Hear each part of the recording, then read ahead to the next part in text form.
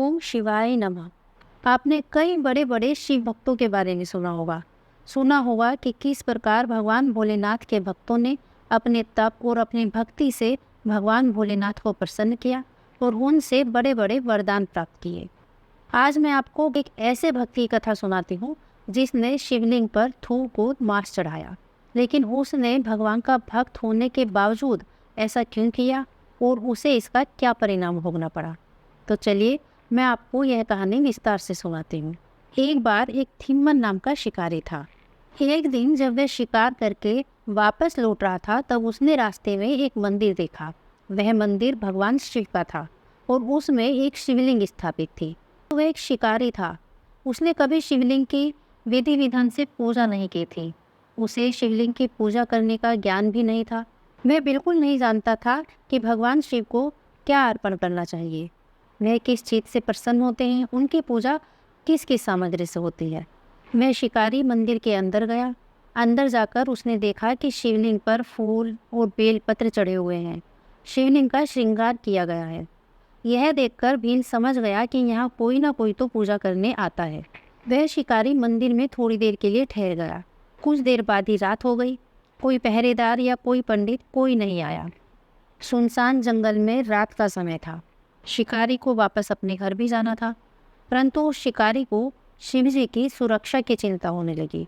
उसे लगा कि सुनसान जंगल है और खुला मंदिर है।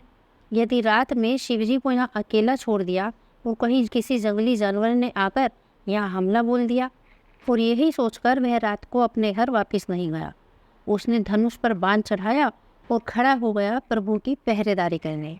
पूरी रात बीत गई और वह भील इसी तरह धनुष पर बाण चढ़ाकर मंदिर के दरवाजे पर खड़ा रहा और उसके इसी तरह खड़े खड़े सुबह हो गई। जब सुबह हुई तो भील को जोरों से भूख लगने लगी। उसे भूख लगी तो वह अपने खाने के लिए कुछ ढूंढने लगा और तभी वह सोचने लगा कि जब उसे भूख लगी है वैसे ही भगवान को भी तो भूख लगी होगी। पूरी रात उन्हें भी किसी ने कुछ नहीं खिलाया। वह शिकारी था और रोजाना पशु पक्षियों को मारकर उन्हीं का मांस खाता था। वहाँ जंगल में भी उसे खाने के लिए ना ही भगवान भोलेनाथ को खिलाने के लिए कुछ मिला। तो उसने एक पक्षी का जोड़ा मारा और उसका मांस भूनकर एक शिवजी को खाने के लिए दे दिया और एक खुद खाकर शिकार के लिए चला गया। उस मंदिर की देख रेख एक ब्राह्मण करता था जो कि उस जंगल से थोड़ा दूर एक गांव में रहता था। वह रोज सुबह मंदिर की साफ सफाई और पूजा करने के लिए आता था। अगले दिन जब वह मंदिर में आया तो उसने देखा कि शिवलिंग पर एक पक्षी का मांस चढ़ा हुआ है और यह देखकर वह बहुत दुखी हुआ। उसने अच्छे से शिवलिंग की सफाई की और अपना पूजा पाठ किया और वापस चला गया। उधर शाम को जब वह शिकारी वापस लौटने लगा तो उसने देखा कि शिवजी तो आज फिर अकेले हैं।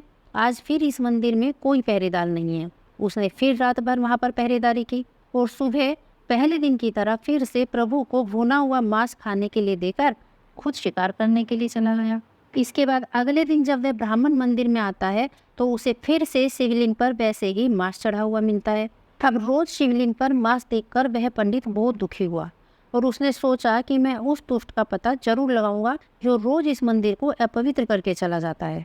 अब अगली सुबह वह पंडित जी सवेरा होने से पहले ही मंदिर पहुंच गए और वहां जाकर उन्होंने देखा कि एक भीम धनुष पर तेज चढ़ाए सुरक्षा में तैनात है। पंडित जी देखकर घबरा गए और वहीं पास में पेड़ों की ओट में छिप गए।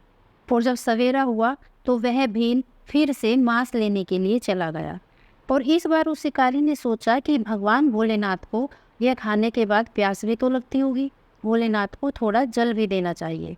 उसने इधर उधर देखा परंतु उसे पानी भरने का कोई साधन नहीं मिला। तो उसने नदी में से अपने मुंह में पानी भरा और हाथों में पक्षी का भुना हुआ मांस लेकर मंदिर में आया और मंदिर में आकर वह मांस शिवलिंग के पास रखकर अपने मुंह में भरा हुआ वह पानी शिवलिंग पर चढ़ा दिया। अब यह देखकर उस ब्राह्मण के क्रोध की कोई सीमा नहीं रही। वह पेड़ की ओट से बाहर आए और उन्होंने भील को रोका और जोर से चिल्लाने लगे, अरे मूर्ख, महादेव को अपवित्र क्यों करते हो। भील ने अपने भोलेपन में पूरी बात पंडित जी को कह सुनाई। अब वह ब्राह्मण छाती पीट पीट कर रोने लगा और उसे कोसने लगा कि तूने बहुत बड़ा पाप किया है और पूरे मंदिर को अपवित्र कर दिया है। लेकिन भील पर ना तो उसके कोसने का कोई प्रभाव हो रहा था और ना ही रोने का। उल्टा वह भील ब्राह्मण को धमकाने लगा कि अगर रोज की तरह तुम आज फिर से शिव जी को रात को अकेला छोड़कर गए तो मैं तुम्हारी जान ले लूँगा। उस ब्राह्मण ने भील को बहुत समझाने की कोशिश की कि मूर्ख, जो पूरे संसार की रक्षा करते हैं, भला तेरे और मेरे जैसा मानव उनकी क्या सुरक्षा करेगा। लेकिन भील की मोटी बुद्धि में यह बात कहाँ से आती। वह कुछ सुनने को राजी नहीं था और उस ब्राह्मण के ऊपर शिव जी की सेवा से जी चुराने का दोष लगाते हुए उस ब्राह्मण को दंड देने के लिए तैयार हो गया। अब मरता क्या न करता। बेचारा पंडित मान गया कि वह पूरी रात मंदिर में रहकर भगवान शिव की रक्षा करेगा। और जैसे ही वह भील उस पंडित को वहाँ मंदिर में छोड़कर चला गया, उस पंडित ने भगवान भोलेनाथ से शिकायतें शुरू कर दी। वह कहने लगा, हे प्रभु, मैं इतने वर्षों से आपकी सेवा कर रहा हूँ, अपने प्राणों को संकट में डालकर इस जंगल में आकर आपकी पूजा अर्चना करता हूँ, उत्तम उत्तम फल और फूल से आपका भोग लगाता हूँ, और यह शिकारी रोज आपके ऊपर मांस और थूक चढ़ाकर जाता है, फिर भी आज आपने मेरी कोई सहायता नहीं की। अब आपको इस शिकारी को दंड देना ही होगा। और तभी शिवलिंग से आवाज़ आती है कि यह शिकारी भी तुम्हारी तरह मेरा बहुत बड़ा भक्त है। वह खुशी से जो कुछ भी मुझे देता है मैं उसे स्वीकार कर लेता हूँ। और महादेव ने कहा कि अगर तुम उसकी भक्ति देखना चाहते हो तो अब जब वह शिकारी वापस लौटेगा तो जाकर उस झाड़ी के पीछे छिप जाना। अब शाम को जब वह भील वापस लौटने लगा तो वह पंडित जाकर एक झाड़ी के पीछे छिप गया। उस शिकारी ने मंदिर में प्रवेश किया और जब उस शिकारी ने मंदिर में प्रवेश किया तो उसने देखा कि शिवलिंग की एक आंख से खून बह रहा है। यह देखकर उस शिकारी को बहुत दुख हुआ। उसने सोचा कि मैं इस आंख को कैसे ठीक करूं। और जब उसे कुछ समझ नहीं आया तो उसने एक चाकू निकाला और उस चाकू से अपनी एक आंख निकालकर शिवलिंग में उस खून बहती हुई आंख के ऊपर लगा दी। लेकिन उसके बाद शिवलिंग की दूसरी आंख से खून बहने लगा। यह देखकर उस शिकारी ने फिर से चाकू निकाला कि मैं अपनी दूसरी आंख भी निकालकर भगवान शिव को लगा दूंगा। परंतु जैसे ही वह चाकू अपनी आंख की तरफ ले जाने लगा, वहाँ भगवान भोलेनाथ प्रकट हुए। उन्होंने शिकारी को दर्शन दिए और उसकी आंख भी ठीक कर दी। और इसके बाद भगवान भोलेनाथ ने उसे आशीर्वाद दिया कि संसार के लोग अब तुम्हें कनाप्पा नयनार के नाम से जानेंगे। वह ब्राह्मण झाड़ी के पीछे से यह सब देख रहा था और यह सब देखकर उसकी आंखें भर आई। अब वह झाड़ी से बाहर निकल आया। शिवजी ने उसे समझाया कि तुम मेरी पूजा के बाद फल की अपेक्षा रखते थे, लेकिन इस भील ने निस्वार्थ होकर मेरी सेवा की है। इसने मुझे अपवित्र नहीं किया बल्कि मुझे प्रसन्न किया है।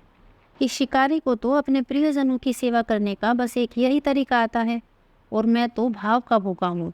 इसके भाव ने मुझे जो तृप्ति दी है वह किसी भी फल या मेवे से मुझे नहीं मिलती। तो ऐसे हैं हमारे भोलेनाथ, एक शिकारी जो मांस और थूक शिवलिंग पर चढ़ाता है, फिर भी भोलेनाथ इसे अपने दर्शन दे देते हैं। उन्हें सच्चे मन से जो भी अर्पण करो वो उसे स्वीकार कर लेते हैं। तो आप सब भी सच्चे मन से भगवान भोलेनाथ की भक्ति करें। भगवान भोलेनाथ सबका कल्याण करेंगे। जय भोलेनाथ, जय महादेव।